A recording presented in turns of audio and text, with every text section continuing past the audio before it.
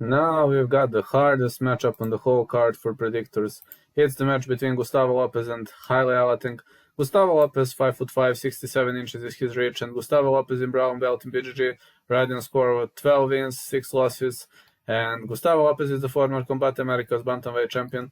Not to say that Gustavo Lopez had ups and downs. He lost to Merab Dvalishvili in unanimous decision. He was knocked out by Adrian Yanez, and he choked out Anthony Burchak. He's the former CA MMA bantamweight champ, and actually a very, very skillful fighter on the ground, good all-rounder, but he is predominantly submission dude, and if you get dragged to the ground with him, that's gonna be a very, very hard matchup for you. Heili Alateng, 5'5", 66.5 inches is his reach, and he's fighting out of Inner Mongolia, China, 14 wins, 8 losses, 1 draw, and fight of the night against Dana Batgirl. This was a really, really great war, and he outworked Dana Batgirl, outworked Ryan Benoit, and he was outworked by Casey Kenny.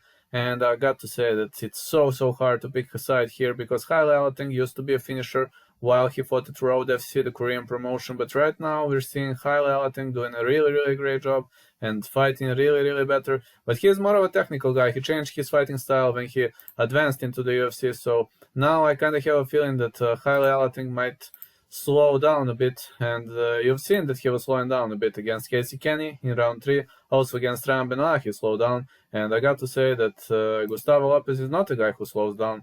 Every single time I was watching Gustavo Lopez, he was fighting well. For example, against Merab Dvalishvili, he was not slowing down, he was just out-wrestled.